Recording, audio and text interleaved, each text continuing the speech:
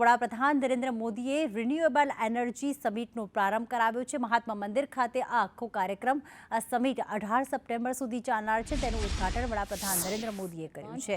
In the sector, I now take the privilege and the honor of requesting the Honorable Prime Minister of India, Shri Narendra Modi ji, to please address the gathering and share his vision on the occasion. Ladies and gentlemen, the Honorable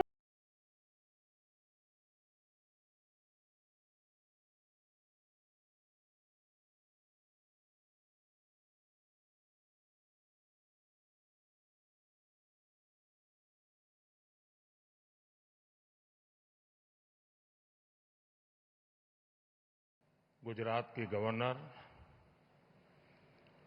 Shri Acharya Devvrat जी, गुजरात के मुख्यमंत्री श्रीमान भूपेंद्र भाई पटेल, आंध्र प्रदेश के मुख्यमंत्री श्रीमान चंद्रबाबू नायडू जी, राजस्थान के मुख्यमंत्री श्रीमान भजनलाल शर्मा जी, मध्य प्रदेश के मुख्यमंत्री श्रीमान मोहन यादव जी, छत्तीसगढ़ के मुख्यमंत्री जी भी यहां देख रहा हूं मैं, गोवा के मुख्यमंत्री दिखाई दे रहे हैं और कई राज्यों के ऊर्जा मंत्री भी मुझे नजर आ रहे हैं। उसी प्रकार से विदेश के मेहमान, जर्मनी की इकोनॉमिक कोऑपरेशन मिनिस्टर, डेनमार्क के इंडस्ट्री बिजनेस मिनिस्टर, मंत्रिमंडल के मेरे साथी प्रहलाद जोशी, श्रीपद नाइक जी और दुनिया के कई देशों से आए हुए सभी डेलीगेट्स, देवी और सज्जनों, दुनिया के अनेक देशों से पधारे हुए सभी साथियों का वेलकम करता हूं, उनका अभिनंदन करता हूं। ये री इन्वेस्ट कॉन्फ्रेंस का 4th एडिशन है। मुझे पूरा विश्वास है आने वाले 3 दिनों तक यहां एनर्जी के फ्यूचर, टेक्नोलॉजी और पॉलिसीज पर सीरियस डिस्कशन होगा। यहां हमारे सीनियर मोस्ट सारे चीफ मिनिस्टर्स भी हमारे बीच हैं। उनका अपना भी इस क्षेत्र में बहुत अनुभव है। इन चर्चाओं में हमें उनका भी मूल्यवान मार्गदर्शन मिलने वाला है।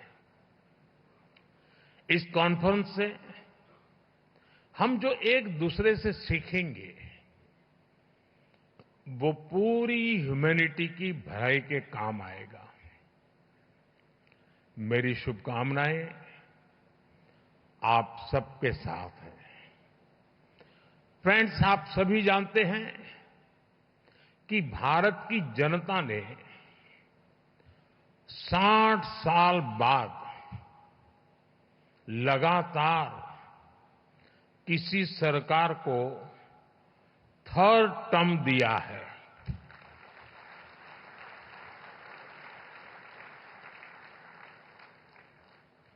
हमारी सरकार को मिले 3rd टर्म के पीछे भारत की बहुत बड़ी एस्पिरेशंस है। आज 140 करोड़ भारतवासियों को भरोसा है, भारत के युवाओं को भरोसा है, भारत की महिलाओं को भरोसा है कि उनकी एस्पिरेशंस को पिछले 10 साल में जो पंख लगे हैं वो इस 3rd टर्म में एक नई उड़ान भरेंगे।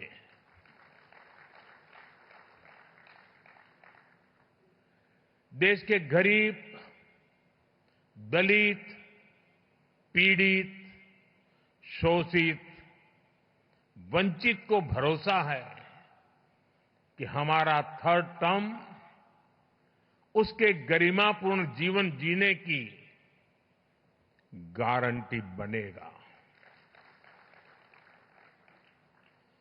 140 करोड़ भारतीय भारत को तेजी से टॉप 3 इकोनॉमीज में पहुंचाने का संकल्प लेकर काम कर रहे हैं। इसलिए आज का ये इवेंट आइसोलेटेड इवेंट नहीं है। एक बड़े विजन, एक बड़े मिशन का हिस्सा है। ये 2047 तक भारत को डेवलप्ड नेशन बनाने के हमारे एक्शन प्लान का हिस्सा है। और हम ये कैसे कर रहे हैं, इसका ट्रेलर थर्ड टर्म के हमारे पहले 100 डेज 100 दिनों के फैसलों में दिखता है। फ्रेंड, फर्स्ट 100 डेज में हमारी प्रायोरिटीज भी दिखती हैं, हमारी स्पीड और स्केल का भी एक रिफ्लेक्शन मिलता है। इस दौरान हमने हर उस सेक्टर और हर उस फैक्टर को एड्रेस किया है जो भारत के तेज विकास के लिए जरूरी है।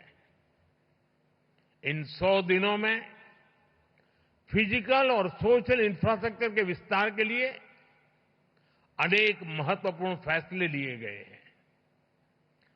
हमारे विदेशी अतिथियों को ये जानकर हैरानी होगी कि भारत में हम 700 मिलियन यानी 7 करोड़ घर बना रहे हैं। ये दुनिया के कई देशों की आबादी से भी ज्यादा है। सरकार के पिछले 2 टर्म में हमने इसमें से 400 मिलियन यानी 4 करोड़ घर बना चुके हैं। और तीसरे टर्म में हमारी सरकार ने 300 मिलियन यानी 3 करोड़ नए घर बनाने का काम शुरू भी कर दिया है। बीते 100 दिनों में भारत में 12 नए इंडस्ट्रियल सिटीज बनाने का फैसला किया गया है। बीते 100 दिनों में 8 high speed road corridor projects approve किए गए हैं।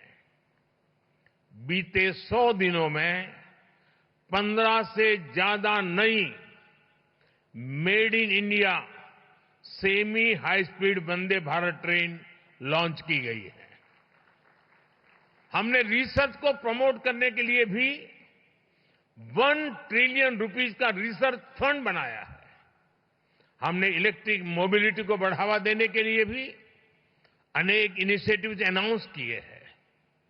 हमारा लक्ष्य हाई परफॉर्मेंस बायो मैन्युफैक्चरिंग को बढ़ावा देने का है और ये भविष्य इसी से जुड़ा रहने वाला है। इसके लिए बायो E3 पॉलिसी को भी मंजूरी दी गई है। साथियों, बीते 100 डेज में ग्रीन एनर्जी के लिए भी कई बड़े फैसले लिए गए हैं। हमें ऑफशोर विंड एनर्जी प्रोजेक्ट्स के लिए वायबिलिटी गैप फंडिंग स्कीम की शुरुआत की गई है। इस पर हम 7,000 करोड़ रुपीस से ज्यादा खर्च करने जाते हैं। भारत आने वाले समय में 31,000 मेगावाट हाइड्रो पावर जनरेट करने के लिए भी काम कर रहा है। इसके लिए 12,000 करोड़ रुपए से अधिक अप्रूव किए गए हैं। साथियों, भारत की डायवर्सिटी, भारत की स्केल, भारत की कैपेसिटी, भारत का पोटेंशियल, भारत की परफॉर्मेंस, ये सब यूनिक है। इसलिए मैं कहता हूं, Indian solutions for global application.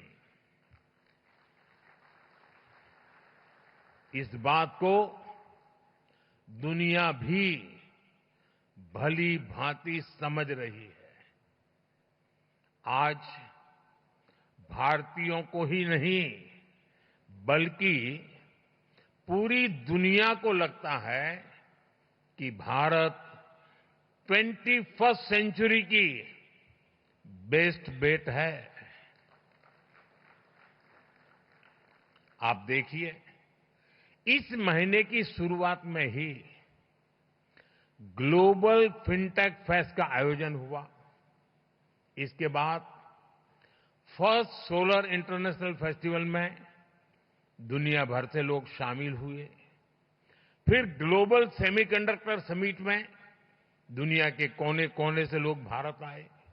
इसी दौरान भारत ने सिविल एविएशन पर एशिया पैसिफिक मिनिस्ट्रियल कॉन्फ्रेंस के आयोजन का दायित्व निभाया। और अब आज यहां हम ग्रीन एनर्जी के फ्यूचर पर चर्चा के लिए जुटे हैं। फ्रेंड्स, मेरे लिए ये बहुत सुखद संयोग है कि गुजरात की जिस धरती पर श्वेत क्रांति, मिल्क रिवॉल्यूशन का उदय हुआ, जिस धरती पर मधु क्रांति, स्वीट रिवॉल्यूशन, शहद का काम, उसका उदय हुआ, जिस धरती पर सूर्य क्रांति, सोलर रिवॉल्यूशन का उदय हुआ, वहां ये भव्य आयोजन हो रहा है। गुजरात भारत का वो राज्य है जिसने भारत में सबसे पहले अपनी सोलर पावर पॉलिसी बनाई थी। पहले गुजरात में पॉलिसी बनी, इसके बाद हम नेशनल लेवल पर आगे बढ़े। दुनिया में, जैसा अभी भूपेंद्र भाई ने बताया, क्लाइमेट के लिए अलग से मिनिस्ट्री बनाने वालों में भी गुजरात बहुत आगे था। जिस समय भारत में सोलर पावर की बहुत चर्चा भी नहीं थी, गुजरात में सैकड़ों मेगावाट के सोलर प्लांट लग रहे थे। साथियों, आपने भी देखा होगा, ये जो वेन्यू है, इसका नाम महात्मा गांधी के नाम पर है, महात्मा मंदिर। जब दुनिया में क्लाइमेट चैलेंज का विषय उभरा भी नहीं था, तब महात्मा गांधी ने दुनिया को सचेत किया था। और महात्मा गांधी का जीवन देखेंगे तो मिनिमम कार्बन फुटप्रिंट वाला जीवन था। वो प्रकृति के प्रेम को जीते थे और उन्होंने कहा था, धरती के पास हमारी नीड को पूरा करने के लिए पर्याप्त रिसोर्सेज है, लेकिन ग्रीड को पूरा नहीं किया जा सकता। महात्मा गांधी का ये विजन भारत की महान परंपरा से निकला है। हमारे लिए ग्रीन फ्यूचर, नेट जीरो, ये कोई फैंसी वर्ड्स नहीं है। ये भारत की जरूरत है, ये भारत का कमिटमेंट है, भारत के हर राज्य सरकार का कमिटमेंट है। एक डेवलपिंग इकोनॉमी के नाते हमारे पास भी इन कमिटमेंट से बाहर रहने का जायज बहाना था। हम दुनिया को कह सकते थे कि विश्व को तबाह करने में हमारी कोई भूमिका नहीं है, लेकिन हमने ऐसा कर हाथ ऊपर नहीं किए। हम मानव जात के उज्जवल भविष्य की चिंता करने वाले लोग थे और इसलिए हमने दुनिया को राह दिखे उस प्रकार से जिम्मेवारी के साथ अनगिनत कदम उठाए हैं। आज का भारत सिर्फ आज का नहीं, बल्कि आने वाले 1000 साल का बेस तैयार कर रहा है। हमारा मकसद सिर्फ टॉप पर पहुंचना ही नहीं है, हमारी तैयारी टॉप पर सस्टेन करने की है। भारत इस बात को भली भांति जानता है। हमारी एनर्जी नीड्स क्या है, भारत जानता है। 2047 तक डेवलप्ड नेशन बनाने के लिए हमारी रिक्वायरमेंट्स क्या है, और हम ये भी जानते हैं कि हमारे पास अपने ऑयल और गैस के भंडार नहीं है। हम एनर्जी इंडिपेंडेंट नहीं है, और इसलिए हमने solar power, wind power, nuclear और हाइड्रो पावर के दम पर अपने फ्यूचर को बिल्ड करने का फैसला लिया है। फ्रेंड्स, भारत G20 में पहला ऐसा देश है जिसने पेरिस में तय क्लाइमेट कमिटमेंट्स को डेडलाइन से 9 साल पहले अचीव कर लिया, 9 साल पहले पूरा कर दिया। और G20 देशों के समूह में हम अकेले हैं जिसने करके दिखाया है। जो डेवलप्ड नेशन नहीं कर पाए, वो एक डेवलपिंग नेशन ने दुनिया को करके दिखाया है। अब 2030 तक 500 गीगावाट रिन्यूएबल एनर्जी के टारगेट को अचीव करने के लिए हम एक साथ कई स्तर पर काम कर रहे हैं। हम ग्रीन ट्रांजिशन को पीपल्स मूवमेंट बना रहे हैं। आप सभी को, अभी आपने वीडियो भी देखा, हमारी पीएम सूर्यघर मुफ्त बिजली स्कीम को स्टडी करना चाहिए। ये रूफटॉप सोलर की एक यूनिक स्कीम है। इसके तहत हम रूफटॉप सोलर सेटअप के लिए हर फैमिली को फंड कर रहे हैं, इंस्टॉलेशन में मदद कर रहे हैं। इस एक योजना से भारत का हर घर एक पावर प्रोड्यूसर बनने जा रहा है। अब तक 13 मिलियन यानी 1,30,00,000 से ज्यादा फैमिलीज इसमें रजिस्टर कर चुकी है।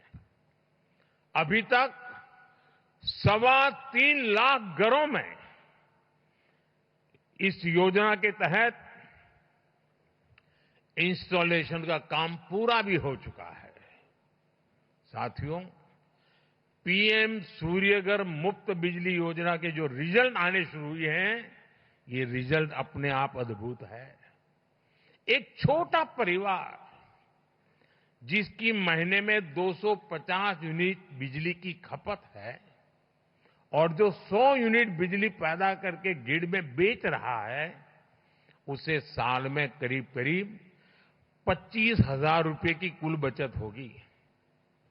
यानी लोगों का जो बिजली बिल बचेगा और जो वो कमाएंगे, उससे उनको करीब 25,000 रुपए का फायदा होगा। अगर इस पैसे को वो पीपीएफ में डालते हैं, पीपीएफ में डाल देते हैं, और घर में मानो बेटी का जन्म हुआ है, 1 साल की बेटी है, तो 20 साल बाद 10-12 लाख रुपए से ज्यादा उनके पास होंगे। आप कल्पना कर सकते हैं, बच्चों की पढ़ाई लिखाई से लेकर शादी ब्याह तक ये पैसा बहुत काम आएगा। साथियों, इस स्कीम से 2 और बड़े लाभ हैं।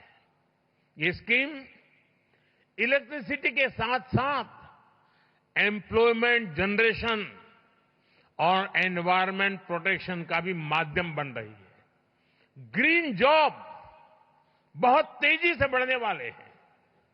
हजारों वेंडर्स की जरूरत पड़ेगी। लाखों लोग ये इसको इंस्टॉल करने के लिए लगेंगे। इस योजना से करीब 2 मिलियन यानी 20 लाख रोजगार पैदा होंगे। पीएम सूर्यघर स्कीम के तहत 3 लाख नौजवानों को स्किल्ड मैन पावर के तौर पर तैयार करने का लक्ष्य है। इनमें से 1 लाख नौजवान तो सोलर पीवी टेक्नीशियंस भी होंगे। इसके अलावा हर 3 किलोवाट सोलर बिजली पैदा करने 50-60 टन कार्बन डाइऑक्साइड का एमिशन भी रुकेगा। यानी पीएम सूर्यघर मुफ्त बिजली योजना से जुड़ने वाला हर परिवार क्लाइमेट चेंज से मुकाबला करने में भी बड़ा योगदान देगा। साथियों, जब 21वीं सदी का इतिहास लिखा जाएगा तो उसमें भारत की सोलर क्रांति का चैप्टर, सोलर रिवॉल्यूशन का चैप्टर सुनहरे अक्षरों में लिखा जाएगा। साथियों, जो विदेश के मेहमान आए हैं, मैं उनको कहूंगा, यहां से 100 किलोमीटर की दूरी पर ही एक बहुत खास गांव है, मोढेरा। वहां सैकड़ों साल पुराना सन टेम्पल है और ये गांव भारत का पहला सोलर विलेज भी है। यानी इस गांव की सारी जरूरतें सोलर पावर से पूरी होती है। आज देश भर में ऐसे अनेक गांवों को सोलर विलेज बनाने का अभियान चल रहा है। साथियों, मैं अभी यहां जो एग्जीबिशन लगा है वो देखने गया था और आप सबसे मेरा आग्रह है, एग्जीबिशन जरूर देखिए। आप सभी अयोध्या के बारे में तो भरपूर जानते हैं। अयोध्या नगरी भगवान राम की जन्मस्थली है और भगवान राम तो सूर्यवंशी थे। और मैं अभी जब प्रदर्शनी देख रहा था तो वहां उत्तर प्रदेश का स्टॉल देखा, क्योंकि मैं काशी का सांसद हूं, उत्तर प्रदेश वाला भी बन गया हूं, तो मैं स्वाभाविक है मैं उत्तर प्रदेश का स्टॉल देखने गया। और मेरी जो इच्छा थी, आज मुझे रिपोर्ट कर रहे थे कि वो मेरी इच्छा उन्होंने पूरी कर दी है। भगवान राम का भव्य मंदिर तो बना है, लेकिन मैं दुनिया को बताना चाहता हूं, अब उस अयोध्या जो सूर्यवंशी भगवान राम की जन्मभूमि है, वो पूरा अयोध्या मॉडल सोलर सिटी बनाने का लक्ष्य लेकर चल रहा है। करीब करीब काम पूरा होने आया है। हमारा प्रयास है कि अयोध्या का हर घर, हर कार्यालय, हर सेवा सौर शक्ति से चले, सोलर एनर्जी से चले। और मुझे खुशी है कि अब तक हम अयोध्या के अनेकों सुविधाओं और घरों को सोलर एनर्जी से जोड़ चुके हैं। अयोध्या में बड़ी संख्या में सोलर स्ट्रीट लाइट्स, सोलर चौराहे, solar boards, solar water ATM और सोलर बिल्डिंग देखी जा सकती है। हमने भारत में ऐसे 17 शहरों की पहचान की है जिसे हम इसी प्रकार सोलर सिटी के तौर पर विकसित करना चाहते हैं। हम अपने एग्रीकल्चर फील्ड्स को, हमारे खेतों को भी, हमारे किसानों को आत्मनिर्भर बनाने के लिए सोलर पावर जनरेशन का माध्यम बना रहे हैं। आज किसानों को इरिगेशन के लिए सोलर पंप और छोटे सोलर प्लांट लगाने के लिए मदद दी जा रही है। भारत आज रिन्यूएबल एनर्जी से जुड़े हर सेक्टर में बड़ी स्पीड और बड़े स्केल पर काम कर रहा है। बीते दशक में हमने न्यूक्लियर एनर्जी से पहले की तुलना में 35% ज्यादा बिजली पैदा की है। भारत ग्रीन हाइड्रोजन के क्षेत्र में ग्लोबल लीडर बनने का प्रयास कर रहा है। इसके लिए हमने करीब 20,000 करोड़ रुपए का ग्रीन हाइड्रोजन मिशन लॉन्च किया है। आज भारत में वेस्ट टू एनर्जी का भी एक बहुत बड़ा अभियान चल रहा है। क्रिटिकल मिनरल से जुड़े चैलेंजेस को एड्रेस करने के लिए हम सर्कुलर अप्रोच को प्रमोट कर रहे हैं। रीयूज और रीसाइकल से जुड़ी बेहतर टेक्नोलॉजी तैयार हो, इसके लिए स्टार्टअप्स को भी सपोर्ट किया जा रहा है। साथियों, प्रो प्लेनेट पीपल का सिद्धांत हमारा कमिटमेंट है। इसलिए भारत ने दुनिया को मिशन लाइफ यानी लाइफ स्टाइल फॉर एनवायरमेंट का विजन दिया है। भारत ने इंटरनेशनल सोलर अलायंस का इनिशिएटिव लेकर दुनिया के सैकड़ों देशों को जोड़ा है। भारत की G20 प्रेसिडेंसी के दौरान भी ग्रीन ट्रांजिशन पर भी हमारा बहुत फोकस रहा है। G20 समिट के दौरान ग्लोबल बायोफ्यूल अलायंस भी लॉन्च किया गया था।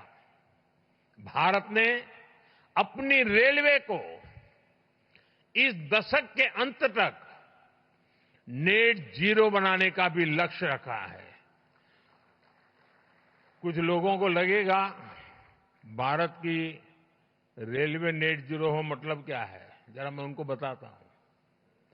हमारा रेलवे नेटवर्क इतना बड़ा है कि डेली ट्रेन के डिब्बे में करीब 1-1.5 करोड़ लोग होते हैं। इतनी बड़ी ट्रेन का और उसको हम नेट जीरो बनाने वाले हैं। हमने ये भी तय किया है कि 2025 तक हम पेट्रोल में 20% इथेनॉल ब्लेंडिंग का टारगेट हासिल करेंगे। भारत के लोगों ने गांव-गांव में हजारों अमृत सरोवर भी बनाए हैं जो वाटर कंजर्वेशन के काम आ रहे हैं। आजकल आप देख रहे होंगे भारत में लोग अपनी मां के नाम पर एक पेड़ लगा रहे हैं। एक पेड़ मां के नाम। मैं आपसे भी इस अभियान से जुड़ने का आग्रह करूंगा। दुनिया के हर नागरिक को आग्रह करूंगा। साथियों, भारत में रिन्यूएबल एनर्जी की डिमांड तेज हो रही है।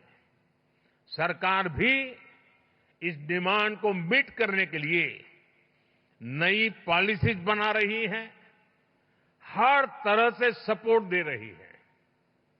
इसलिए आपके सामने अपॉर्चुनिटीज सिर्फ एनर्जी जनरेशन में ही नहीं है, बल्कि मैन्युफैक्चरिंग में भी अद्भुत संभावनाएं हैं। भारत का प्रयास पूरी तरह से मेड इन इंडिया सॉल्यूशन का है। इससे भी आपके लिए यहां अनेक संभावनाएं बन रही है।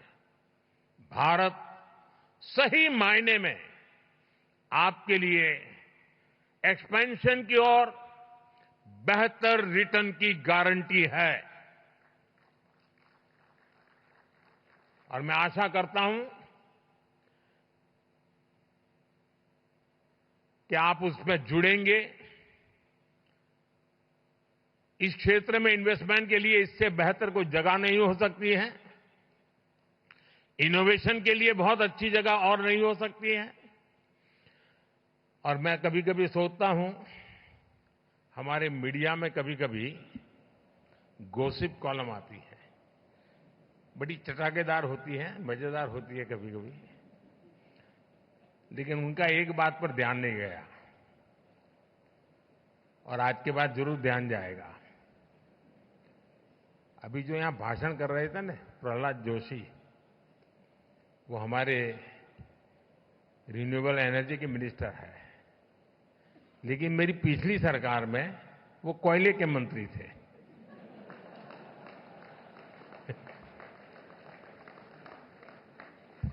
तो देखिए मेरा मंत्री भी कोयले से रिन्यूएबल एनर्जी की तरफ चला गया।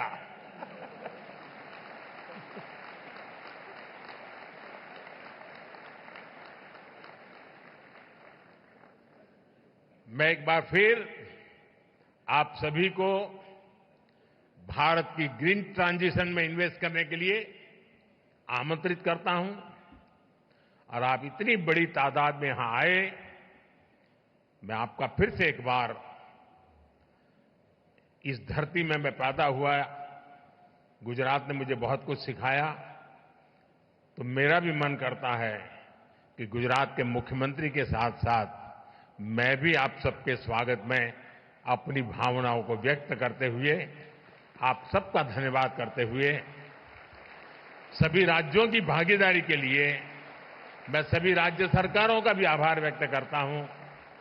जिन मुख्यमंत्री यहां पधारे हैं उनका भी मैं विशेष रूप से आभार व्यक्त करता हूं और मैं पूरे विश्वास से कहता हूं कि ये हमारी समिट, इस समिट में होने वाला संवाद, ये हम सबको जोड़ेगा भी और हमें अपनी भावी पीढ़ी के उज्जवल भविष्य के लिए जोड़ेगा।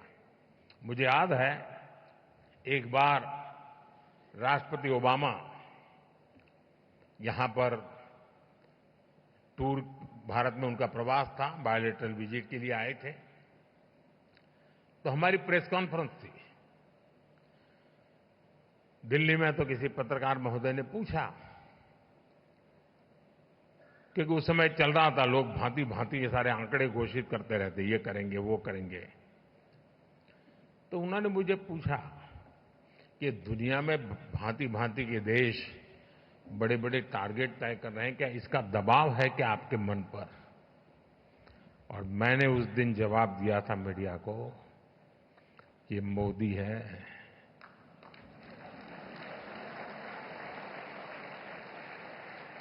यहां किसी का दबाव वबाव नहीं चलता है।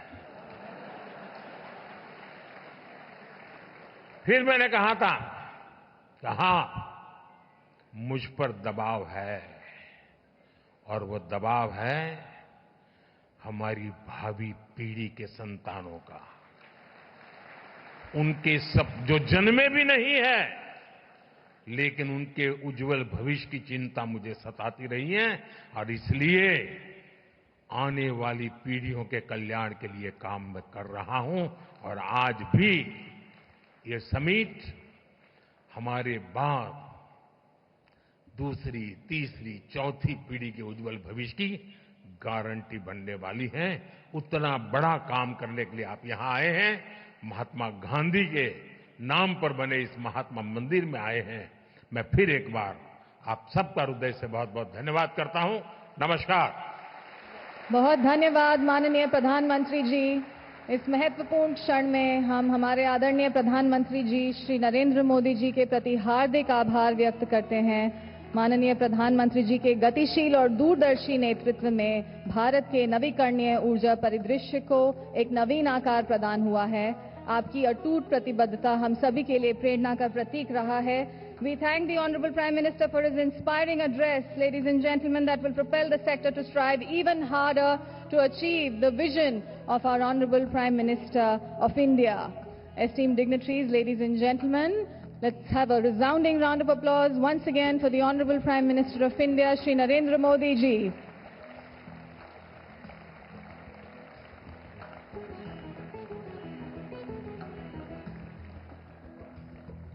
And that concludes this inaugural program of the તો જે રીતે શ્વેત ક્રાંતિની શરૂઆત ગુજરાતની ધરતી પરથી થઈ હતી તે રીતે જ સૂર્ય ક્રાંતિની શરૂઆત પણ ગુજરાતની ધરતી પરથી થઈ રહી છે ને આ પેઢી માટે નહીં પરંતુ આવનાર તમામ ભવિષ્યની પેઢી માટે ખૂબ જ લાભકારી યોજના રહેશે, ખૂબ જ લાભકારી આ સમિટ રહેશે. વડાપ્રધાન નરેન્દ્ર મોદીએ રિન્યુએબલ એનર્જી સમિટનો પ્રારંભ કરાવ્યો અને સાથે સાથે સૂર્ય જે માત્ર પ્રકાશ નથી આપતો પણ સૂર્ય એ શક્તિ છે અને કઈ રીતે અલગ અલગ ગ્રામ્ય વિસ્તારોમાં સોલર પેનલ નાખવાની અને તમામ જે વીજળી છે તે સૂર્ય આધારિત કરવાનો અત્યારે કાર્યક્રમ ચાલી રહ્યો છે. તેમાં આ સમિટ જે છે ખૂબ જ સહભાગી રહેશે, જેમાં અલગ અલગ દેશો પણ જોડાશે. ડેનમાર્ક છે, નોર્વે છે, જર્મની છે. આ તમામ દેશોએ ક્લાઇમેટ ચેન્જને લઈને ઘણા બધા પગલાં લીધા છે અને આ ક્લાઇમેટ ચેન્જનો ભાગ છે રિન્યુએબલ એનર્જી પણ, કે જેના કારણે સૂર્યના પ્રકાશથી વીજળી ઉત્પન્ન કરી શકાય છે. અને ખાસ વડાપ્રધાન નરેન્દ્ર મોદીએ તમામ પ્રતિનિધિ મંડળને સંબોધન કર્યું અને સાથે જ કહ્યું કે ભારત માટે આ એક કટિબદ્ધતા છે અને ભારત આને અલગ અલગ દેશોના સહકારથી સહભાગીથી આગળ વધારવા માંગે છે.